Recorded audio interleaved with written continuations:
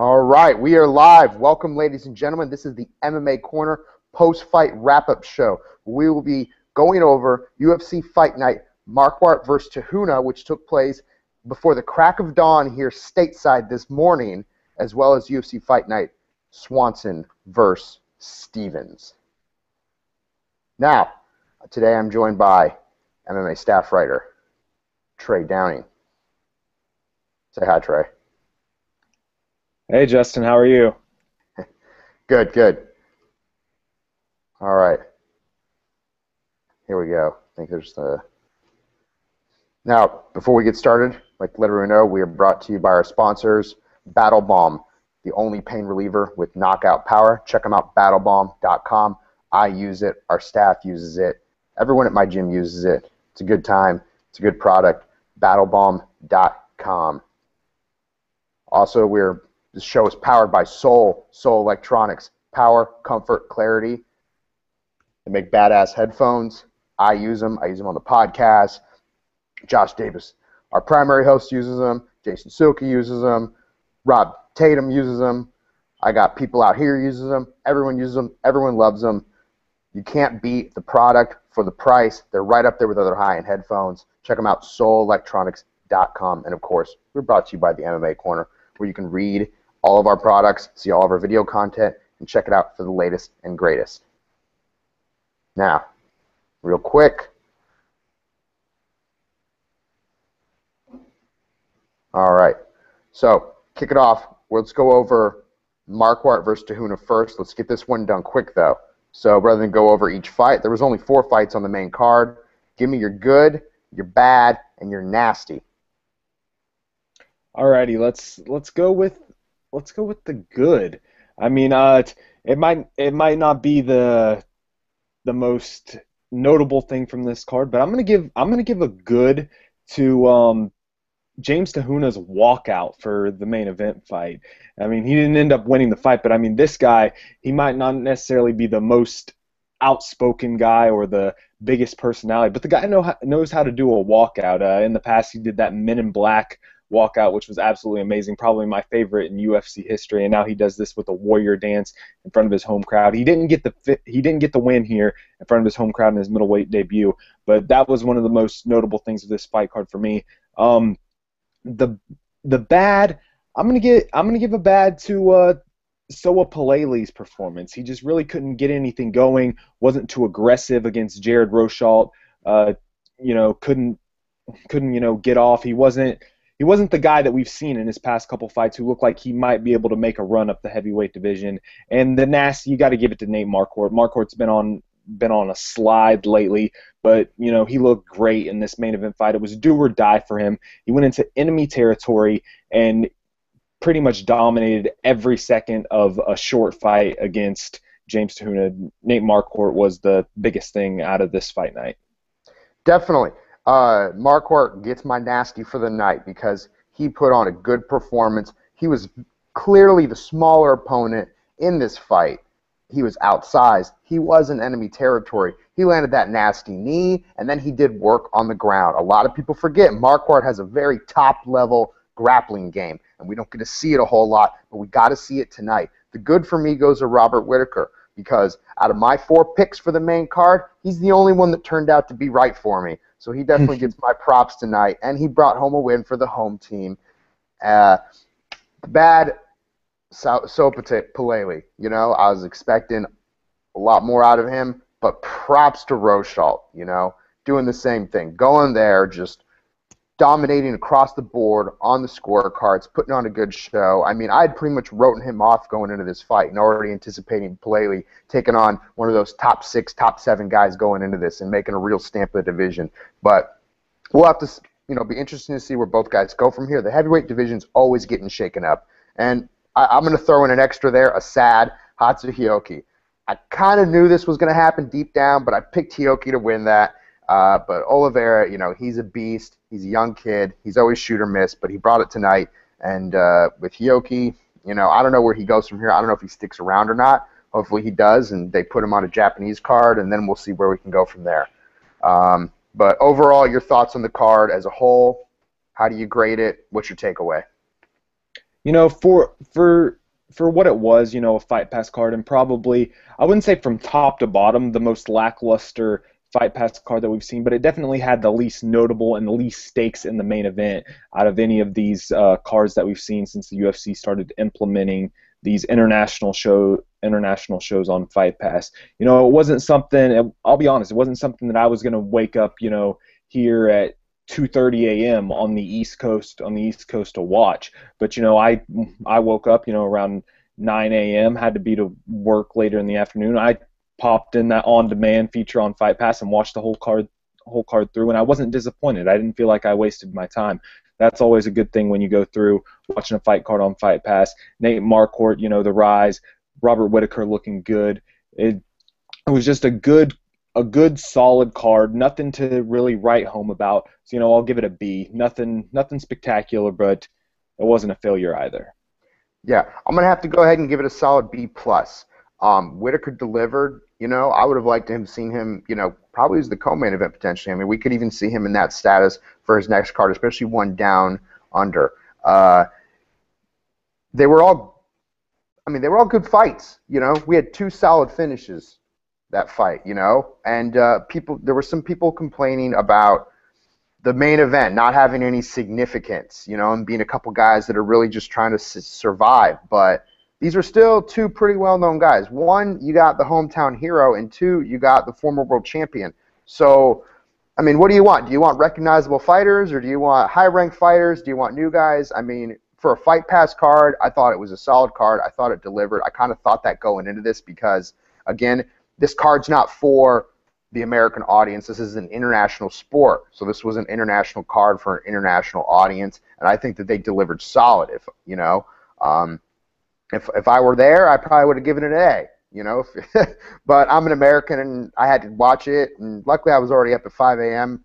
crack of dawn anyway for work. So when I got to the fire station, we had a slow morning. I was able just to pull up my phone, and the nice thing about being a smaller international card is that I didn't have to go out of my way to avoid spoilers because Exactly. It's not like they were everywhere. I would have had to gone out of my way to learn what happened with the results here. So that was always a good time. Moving on, UFC Fight Night.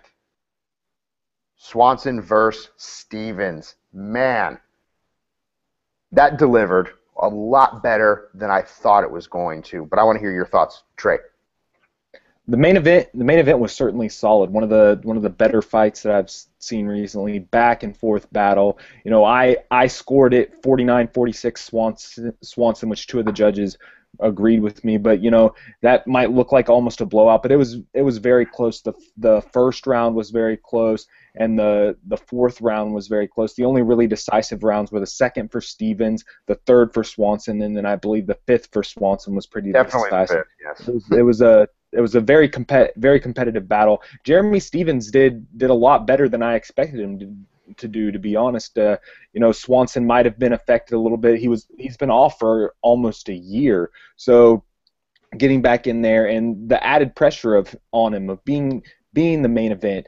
This is he needed to be impressive. He's stated the claim for a while that he believes he's the number one contender in the 145-pound division, and he had to go out there and put on a impressive performance. He came back after being rocked multiple times by Jeremy Stevens' right hand and ended up winning the fight. As far as the rest of the card goes, the fans of our Sunday news wrap-up show and fans of my column on the MMAcorner.com know how big I am on Kelvin Gastelum and what I think he could do eventually in the welterweight division. He had a rough first round, but he came out there solid as well. But the rest of the main card, I'll be honest, there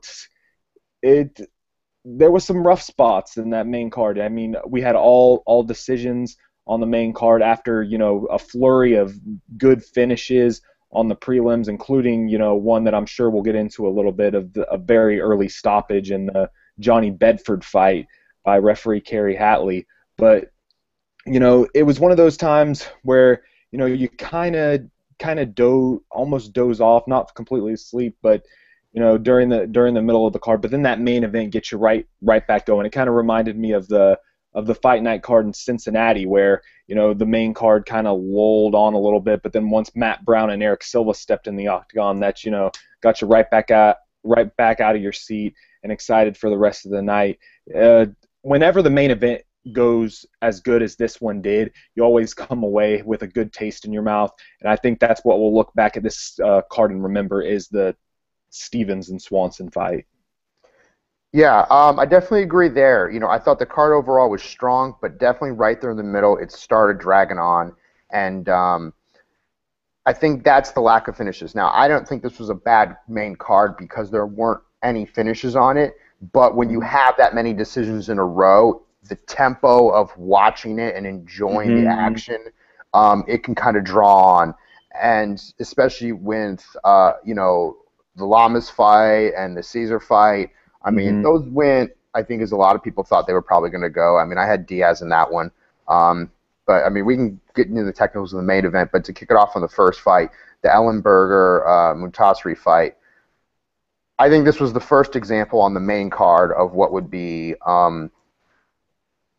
a string of not only what's wrong with the judging in the sport, but what's wrong with the rules in the sport. Because from my perspective, Ellenberger did not win those first 2 rounds. Not only that, but he was in a lot of bad positions. He was nearly finished on more than one occasion, and he was in a lot of really bad positions where if you were allowed to knee someone on the ground, he would have been done for. That would have not even been a close fight. He could not have recovered. And when he did have top control, he wasn't able to do anything with it. And I'm not a big look at the stats guy, but the stats on this fight just don't add up. He landed a third as many strikes on the ground and a third as many distance strikes. I mean, it's just, I don't know how he got this win, and especially when you finish every round on the bottom. Close rounds, honestly, too. So what are your thoughts on that fight, the judge's decision, and kind of how it played out? I'm going to have to completely disagree with you. You said you don't see how Ellenberger won either of the first 2 rounds. Of course, he didn't win the first round, but he clearly won the second round, in my opinion. Came out strong, had Muntasri's back, nearly finished him with a choke. Ellenberger came out and gutted out a strong performance. The third round was very close, and I felt like the fight was up for grabs in the third round. Muntasri didn't get off very much offense in that round, and if we go by what the scoring system is, Ellenberger won that fight. He controlled the majority of the round. He did. It depends on what you score. Muntasri might have gotten the better shots, but when you look at the round as a whole, that third round, Ellenberger won that round and just eked out a decision. Knees on the ground and stuff like that. That's just. It's something that you could see, maybe in Japan and back and stuff in the olden days, but it's something that we're never going to see in big time MMA again. Big on fighter safety and stuff like that with Fox Sports. If you're kneeing a grounded opponent, there's a high risk of injury in an instance like that. And there's a high risk of injury in this sport to begin with. Let's be honest here. We're locking two men in a cage to kill each other. So I disagree with you in the fact that you're saying kill each other, and this sport's trying to go more and more mainstream. And if you've got a guy on national television repeatedly kneeing a guy to the head that's on the ground, that's not a good thing for the sport. It might be brutal, it might be exciting to some people, but that's something we're never gonna see in the sport. Just like we're never gonna see soccer kicks. There's just certain things that we're not going to see. We have to take the rules as they are. There's certain things that could be done in the scoring system. I view it sometimes if you look at a football game, if one team blows out a team 21 points in the first quarter, if the other team wins by 3 in the remaining 3 quarters, they still don't come back and win the whole game, but that's the problem with MMA scoring. You might want to judge the fights as a whole instead of a round by round basis. But we just have to take it. We just have to take it how it is. There is by a now, problem. Like I said at the beginning, there's a problem with the scoring, and I know. I definitely understand per how an interpretation of the scoring, how they came to that conclusion, but when you look at the guy that was doing more work, more damage to win that fight, trying to make a better effort to finish that fight. Because, in my mind, you can win this. You can either finish the guy, or you can have a corner stoppage, or you can have a decision. but obviously the ideal is that you finish. So any judging should have that in mind. Like, who's the closest to winning this actual fight? And I think that there's a big difference between posting up on a guy, soccer kicking him with his head pinned in the corner of the cage, and you get in a position where you're not able to get a lot of good leverage, but you're in this great position that if I landed 2 knees, the referee's going to hop in there and save this guy. That's all it would take.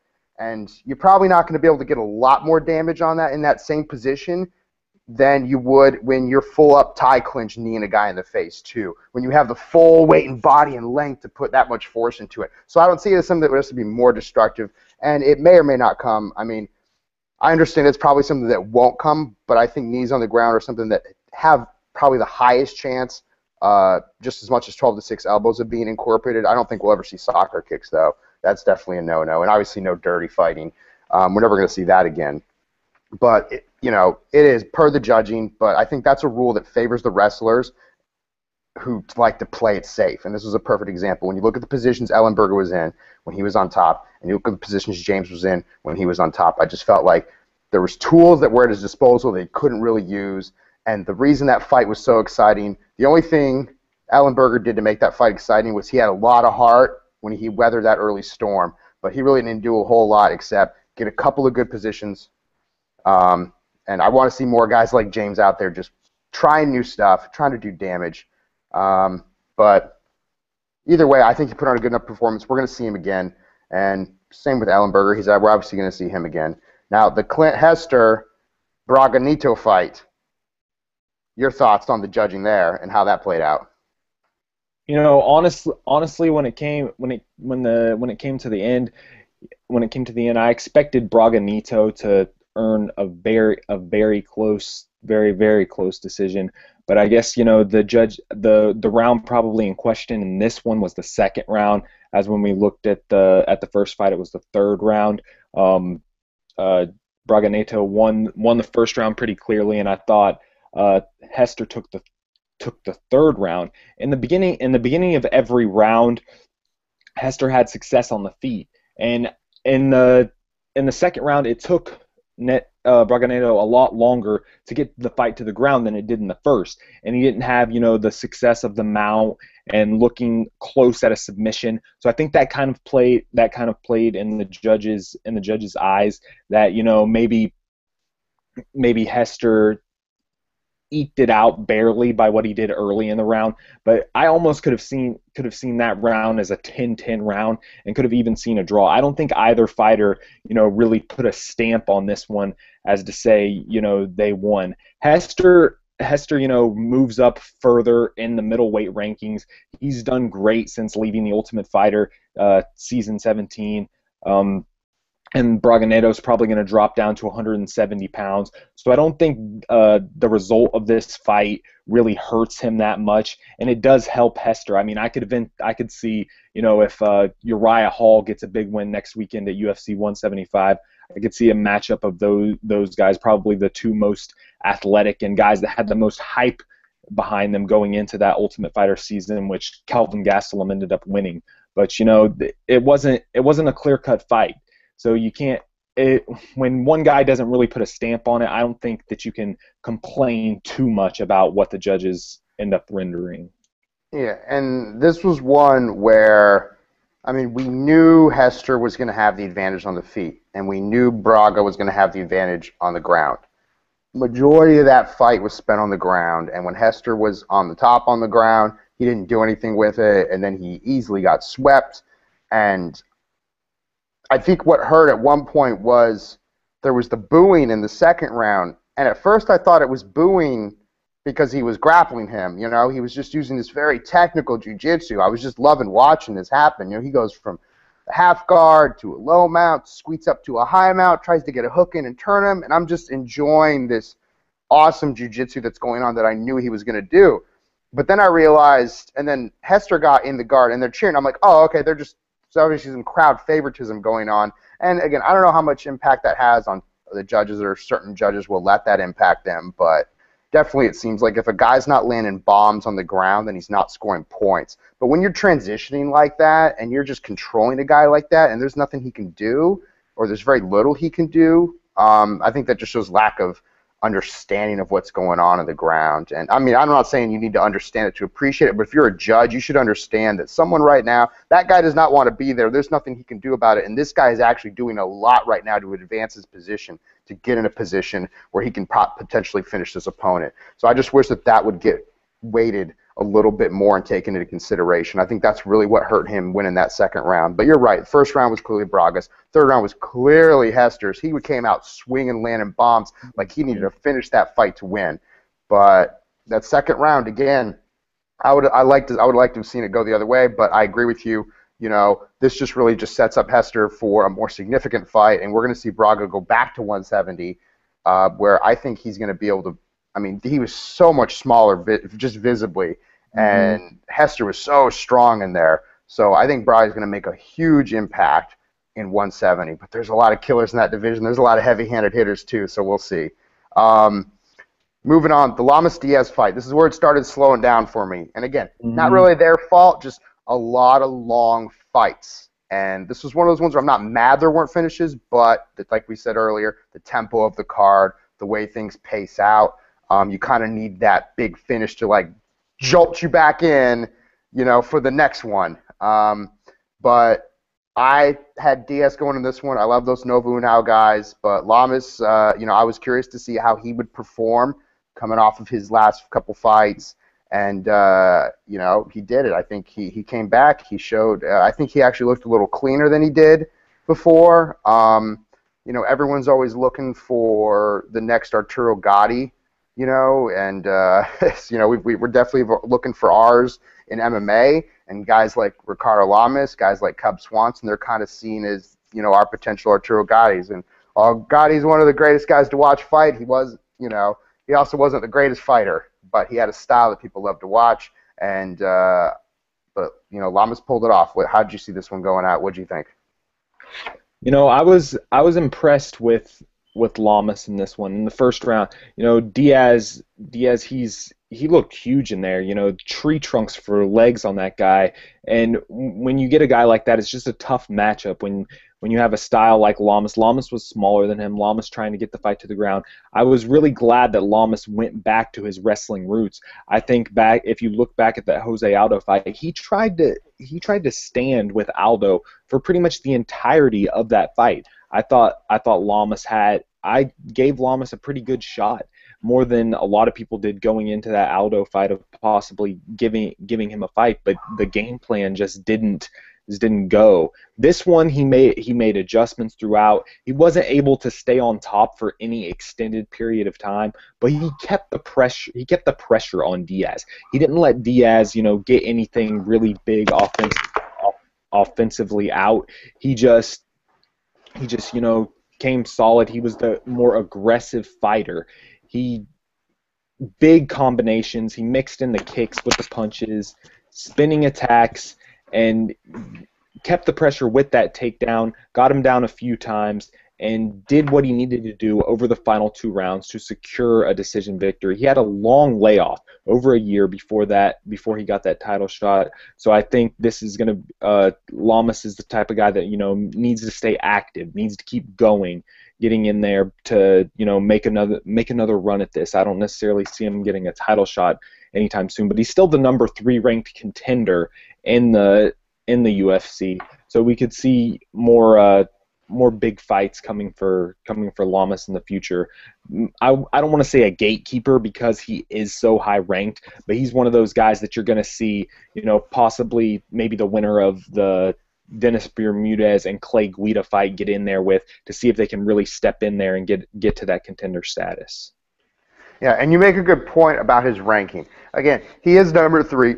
That's you know, we might see that change to number 4 with Cub Swanson's win. But either way, he's still right there. He's a top 3, top 4 guy. So he got another win in the column after the loss to the champion. That sets him up for another big fight. We're not going to see him back in there for the title anytime soon, especially if Jose Aldo's still having it, depending on how things play out with his next opponent. But, you know, he's going to have a big fight, and if he keeps performing this way, we're going to see it in the gun. I mean, Chad Mendes didn't take him much longer to get back in there. You know, Cub Swanson, Took him a little bit longer to work his way back up there, but everyone's different. Every fighter's different. Every situation's different, and I'm just really excited to see him take on a big name guy, another top 10 ranked guy next, to see if he still belongs to be in that elite of the elite. Moving on, Cesar Ferreira and Andrew Craig. This played out like I thought it was going to. I'm happy with the result. That was my pick. I don't know Andrew Craig personally. There's something about him I don't like, and I joke about it on the show all the time every time he fights. It's like a buddy of mine's wife's ex-boyfriend's roommate knew him in college, and for some reason I think we thought that was funny, so we started rooting against him every time we saw him fight. But I mean, he seems like a nice guy, and he's had some mixed success. I don't know if he's going to get his walking papers after this, but I think he's pretty much he peaked a little while ago with his win over Rafael Natal and his win over should have been out of the sport before this, Chris Lieben. How do you see this one going into it, and where do you think they go from here? I thought Caesar was going to be the winner heading into this fight over Craig, but I was impressed by his performance. He came in there and he was more composed than he was in the past. He didn't go out there completely guns a-blazing like he did against CB Dalloway and get caught. He was composed. But he still had those moments of explosiveness. Those couple takedowns he got where, I mean, he was literally airborne, taking Craig to the ground. The thing about Craig in this performance, I was a little disappointed from him. He's known as more of an aggressive guy, somebody that brings the fight to someone. And when you're in there with a guy like Cesar Ferreira, you want to bring the fight to them and almost get him to engage in a brawl. Yes, he's very explosive, but he has shown the ability to be caught like CB Dalloway did to him. So you want to, if Craig would have fought early in that fight how he did in the final minute or so of the third round, we might be talking something different. He almost pulled a rabbit out of his hat in the final minute of the fight. And to be honest, with that performance in the final couple minutes or so, he might have saved his job. I don't think it's time for him to go out.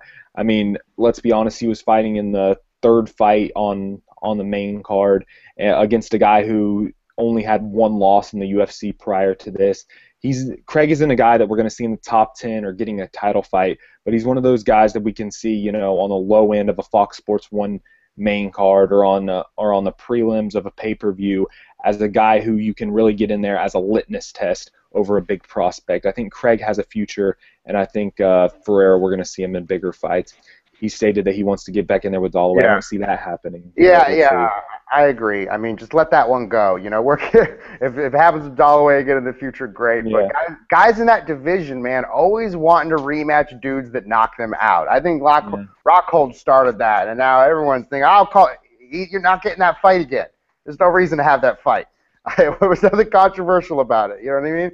I mean, how long did it take for Rory to get that rematch with Condit, and then it ended up not happening, unfortunately. It's just sometimes, and that was a more deserving one too, with the way that fight played out originally, But I mean, I look at it, this puts him at 3-3 with 2 straight losses, but he's not a high dollar receiving fighter. So I think that's probably going to be a nice little saving grace there. He's not someone that they're shelling out $60,000 to watch get a boring decision loss. He is an exciting guy. He is a tough guy, and I just like making fun of Andrew Craig a lot. But he is a very athletic guy.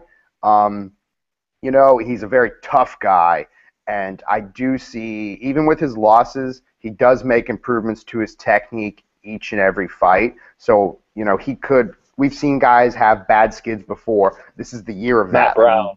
Yeah, this is the year of the Phoenix, I always say. The guys fighting for the next title shot, Matt Brown and Robbie Lawler, where were these guys 2 years ago?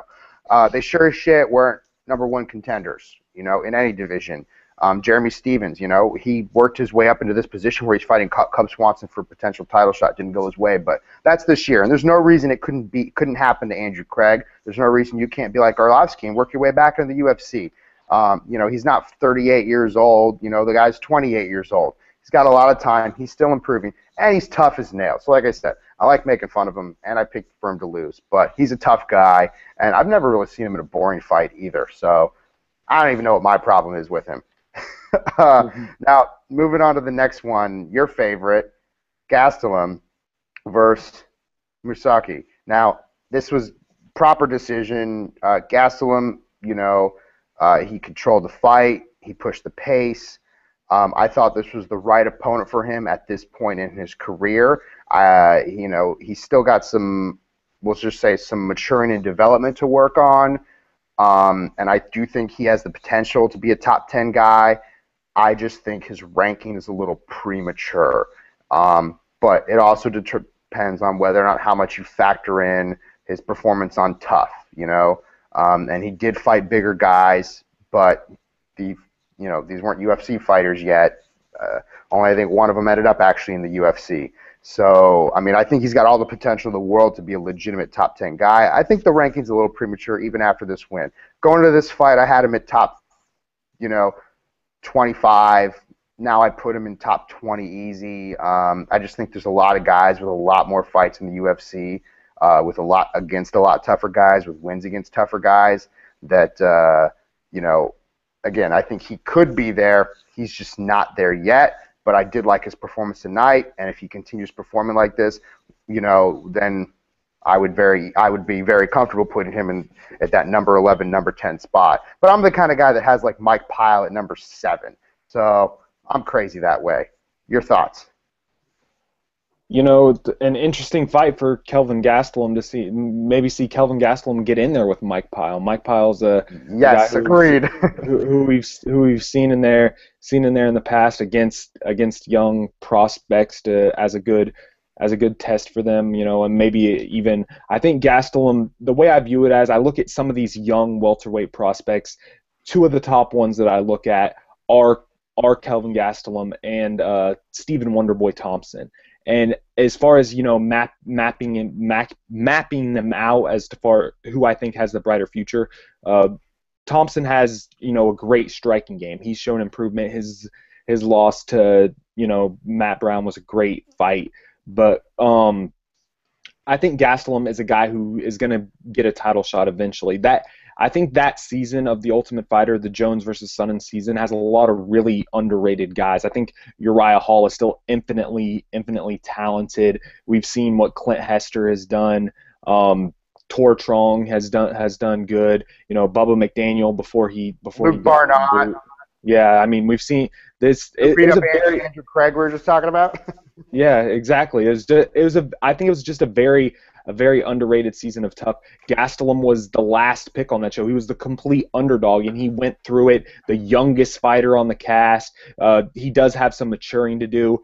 He missed weight for this fight. He's a Dolce diet guy, but he said he was still on the Dolce diet, but he didn't have Mike Dolce with him for this fight. Yeah. So that's the issue there. He fought at 185 on the show, dropped down to 170. So I think just getting Mike Dolce back with him, he'll make weight in his next fight. And he showed maturity in this one. In his last fight, he fought Rick Story, which was another top guy, a guy who's been up there near the top 10 of the division, being a contender. And he had some rough spots in that Rick Story fight, and he came through and he got the decision win. That one he came out strong early, and Story came back and fought him, and then put himself into the fight, and then Gastelum ended up pulling him out. This one was kind of the opposite. Musoki came in there and surprised him in the first round, took him down to the mat, something he didn't expect coming from him, and then got on the stool in between the rounds, talked to his coaches, and came out there more like the Kelvin Gastelum we've seen, with the aggressive, bring the fight to the guy with power strikes and wrestling. And that's what he did over the course of the final 2 rounds, made adjustments, really matured, and I think we're just going to continue to see the rise of Kelvin Gastelum with his Hispanic heritage. We're probably going to see him on that Mexico City card in November, and I think he's a guy that the UFC can really market. And I wrote a column in the past on the MMAcorner.com. I think Kelvin Gastelum is really the guy that's going to replenish the luster that Tough once had as far as producing champions. I think I only see bright things for Kelvin Gastelum. Yeah, and like I said, I mean, I think he's got a lot of potential. He's got a lot of talent. His youth works to his advantage. He's got a great story, and I think the work in the cage backs up the story. But I just don't want to see him push too hard, too fast. I'm also the kind of guy that thinks, Rory McDonald got rankings. Like Rory McDonald ended up, he deserves the ranking he's got now, but I don't think he necessarily deserved the ranking he had a year ago. But that it was a lot of premature thought, like, well, the guy is this good. Let's just assume he's going to win these fights. And I don't like to do that. I always measure, what's a guy done, not what's he going to do. But I do like to keep in mind what's a guy capable of doing. And I like to see guys matched up that way so we can say, okay, that guy deserves to be there. So I was actually saying going before this on the pre-fight show, I was like, Mike Powell would be a great guy for him to fight. I want to see him fight the seasoned veteran who knows how to bring it, who knows how to finish, who's going to get in your face and really push him. Because if you can get past that, then there's only a few guys you're going to have serious trouble with in that division because Powell's legit, and I think he's definitely underrated. Not to say Gastelum's overrated. Like I said, he's got all the potential in the world, and I'm just really excited to see where he goes from here. Now, moving on to the main event that we already kind of touched on earlier, Cub Swanson versus Jeremy Stephens, in what was anticipated to be a unofficial, title eliminator.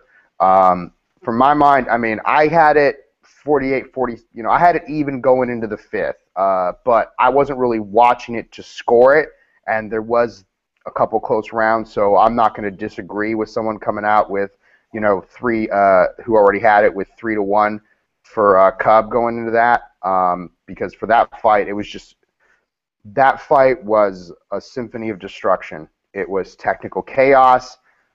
These are guys who might have been brawlers in the past, but what they were doing in there was just so crisp, so clean. You could just see they were so well matched, I thought.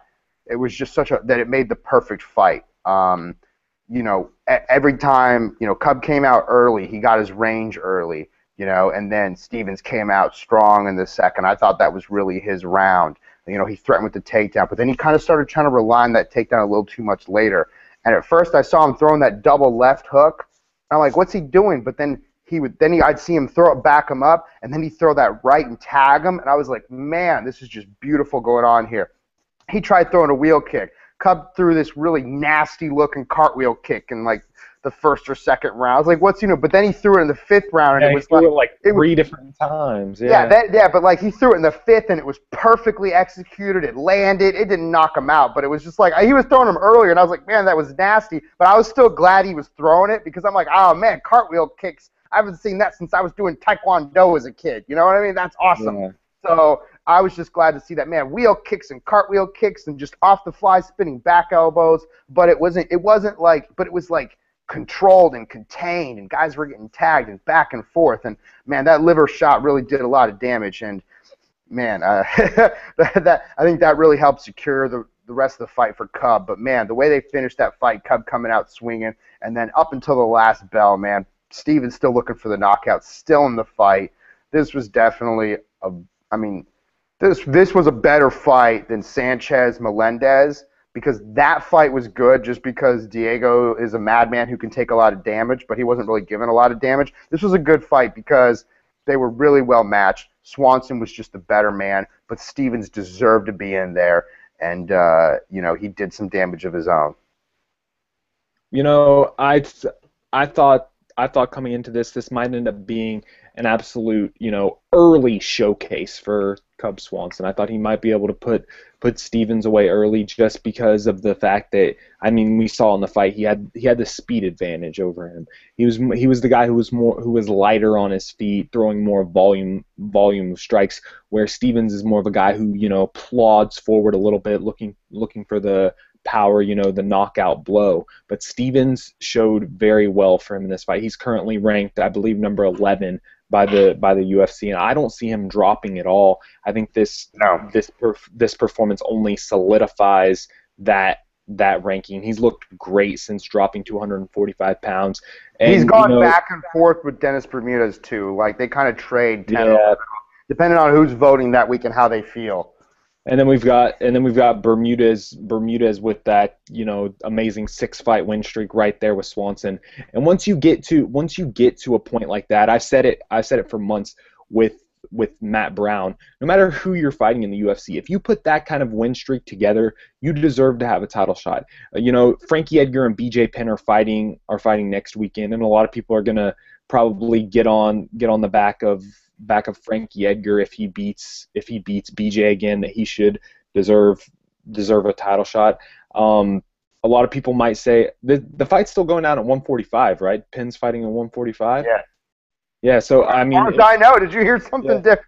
I mean, it went. I know it went back and forth. Originally that was the big caveat that BJ was dropping down to 145. A lot of people might even say that BJ Penn deserves the title shot if he beats Frankie Edgar. But I think Cub Swanson solidified that he is the number one contender. He's done a lot to get back to this point. Let's be honest. A lot of us a few months ago after Aldo's win over Ricardo Lamas, we fully expected Aldo to move up to 155 pounds to face Anthony Pettis and drop the 145-pound title.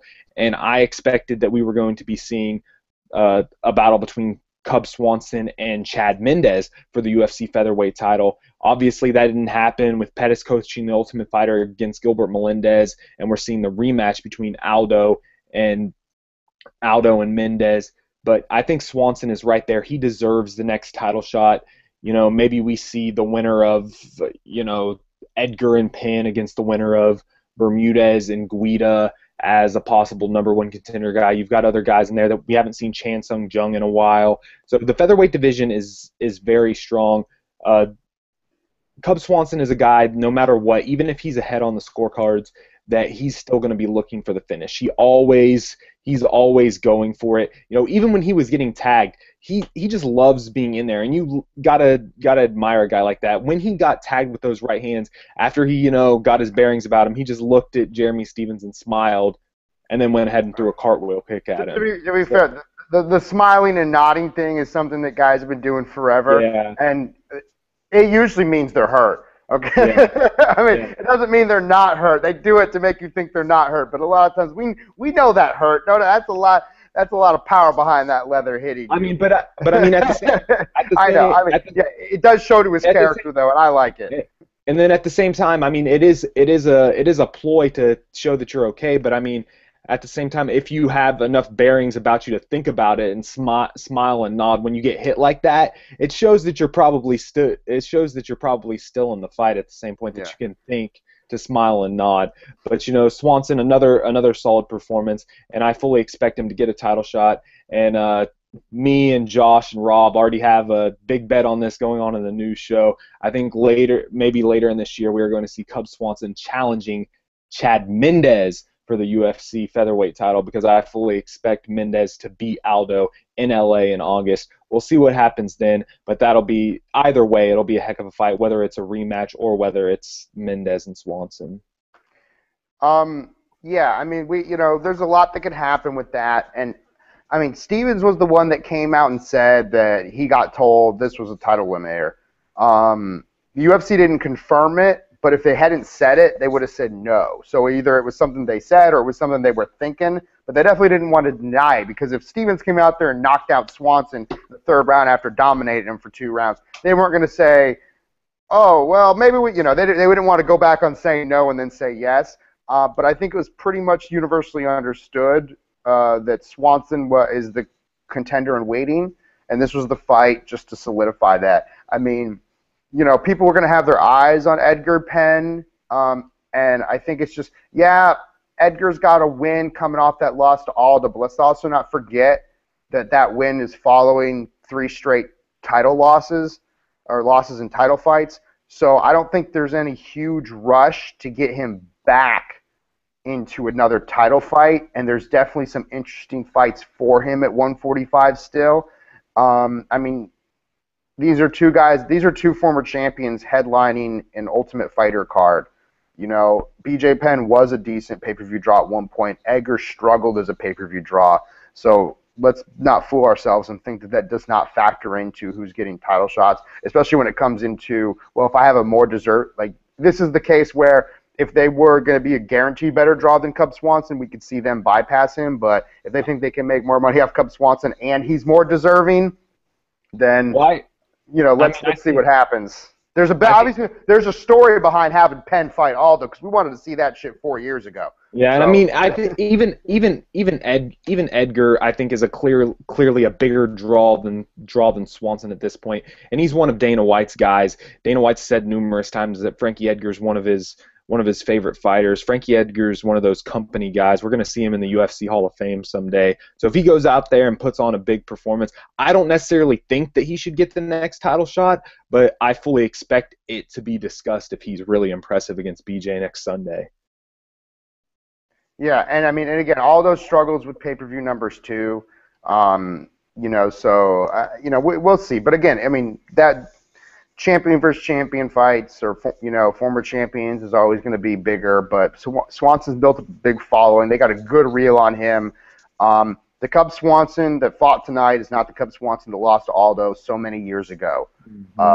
Again, it was just a symphony of destruction. It was very well orchestrated. It was very technical. But it was exciting, and it put on a good show. And that's, to me, like the epitome of what MMA fighters should do. Like, try to go out there and hurt the other human being and do it in the most technical, precise way possible, because when you do that, it is the most exciting. Don't just go out there and try and win. And he was not going out there trying to win. He was going out there to win by doing damage to another human being. Now, the biggest thing I think that's going to help him is he kept his pace never slowed down. So when I think about Swanson fighting Aldo again, what's Aldo's biggest criticism? Slowing down. He's the best guy. Like Dana White says, he's the best guy in the world for the first 3 rounds. He's not the best guy in the world for the last 2 rounds. Well, Swanson was just as good, if not better, in the 4th and 5th round than he was in the first 3 rounds. But that said, there are still some holes in his game. He did eat some shots. Yeah, it didn't knock him out, didn't drop him, but you smile when he hits you in the face. Guess what? He still hits you in the face, which means he's got you dialed in. He's got his timing down. He's got his distance down. So as long as he doesn't let that smile fuck with his head too much, he's going to do it again. And we know Aldo, this is the guy, he's got a highlight. They could do a whole DVD of just his knockouts. So depending on how he comes out there, but I'm very excited to see Swanson fight Aldo, assuming Aldo gets past Mendez. I think he's a lot better equipped to beat him now, especially if he can get it into the later rounds and keep Aldo off. And if that aggressiveness doesn't work against him in the first few rounds, he could pull off the victory here. But your final thoughts on the card and where you see Swanson going and the 145 belt. I said it a little bit ago. I think we're gonna see a new featherweight champion fairly soon. And Chad Mendez, I expect Aldo to go up to 155 pounds, and I think we're gonna see Cub Swanson and Chad Mendez later this year if we don't end up seeing another thing that could end up hurting Swanson is if it's a really competitive fight between Aldo and Mendez, and then the UFC wants to put a rubber match on between those two, and then we might end up seeing Cub Swanson against a Frankie Edgar or against a BJ Penn. But featherweight's very, very interesting, and I think we're going to know a lot more coming out of next Sunday, coming out of the Penn and Edgar fight, and we'll definitely really know the scope of the division following August 2nd. Yeah. All right, well, my final thoughts, this card turned out to be a lot better than I thought it was. I'll say that going in. Earlier this week, I said the card to watch was the Marquardt Tahuna card over this one if you had to pick which you didn't. I take that back now. All right, I think they both delivered, in their own way differently. This fight had a lot of significance, though, in the 145-pound division. This card as a whole had significance in that division. And it also had some significance in the welterweight division. So, that's always a win for me if I'm going to watch a televised card. Make it matter. Not every fight has to matter, but if I'm watching it on TV and it's a main event or it's the main card, at least have a couple of them. I keep pointing at my TV, by the way, in case anyone's wondering. I'm like, this is what I'm watching. You can't see it, but that's what I'm pointing at. So make it matter, and I'm glad about that. And I think in a perfect world, or if I were a betting man, I would say Cub Swanson fights the winner of Aldo Mendez. The loser of Aldo Mendez fights the winner of Edgar Penn, because any of those matchups are awesome. Swanson versus Aldo rematch is awesome. Swanson versus Mendez is awesome. Aldo versus Edgar, Aldo versus Penn, Mendez versus Edgar Penn. Those are all great matchups. They're all interchangeable opponents. So I don't think anyone would be disappointed in any way at any of those, and they're all going to do well. And you could even put them all on the same card, too. Yeah. So we have Swanson versus the champion versus whoever just lost in the last champion bout versus the winner of Edgar Penn is the co-main event, and the winner, you know what I mean? And if Penn or Edgar beats that guy, then they get to fight that. I mean, that's just a nice little round robin right there. So that's how I think things could very easily play out. And we see that with the welterweight division too. They're being really good about getting 2 or 3 big name welterweight fights on the same card, because the nice thing about that is then all the guys are ready to fight again at the same time. I think they should do more. I think the UFC should do more of that, more, featuring a weight class on a card. They did it a few years back on Memorial Day when it was a completely heavyweight. The heavyweight card, yeah. I don't necessarily think that the entire main card should always be the same division, but getting big fights from one division on a card only, promotes the division as a whole, and it gets fans excited. You see this one guy coming up, you want to see him fight the guy who wins the main event naturally, so it helps promotion.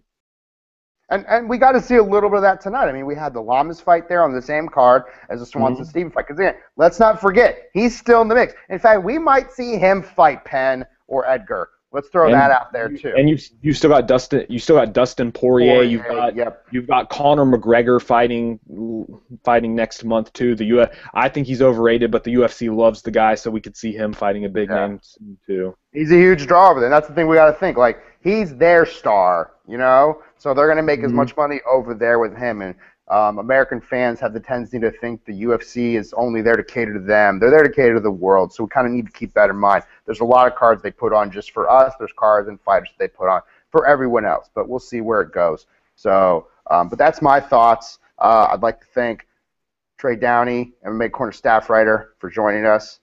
And just to remind you, this show is brought to you by Battle Bomb, the only pain reliever with knockout power, www.battlebomb.com. Audio for tonight's broadcast was powered by Soul. Soul, power, comfort, clarity. Check them out, soulelectronics.com. And make sure you check out all of our content at www.themmacorner.com. So I'm Justin Fuller for Josh Davis, reminding you to keep living the corner lifestyle. Peace. This is where you wave. Bye. Okay.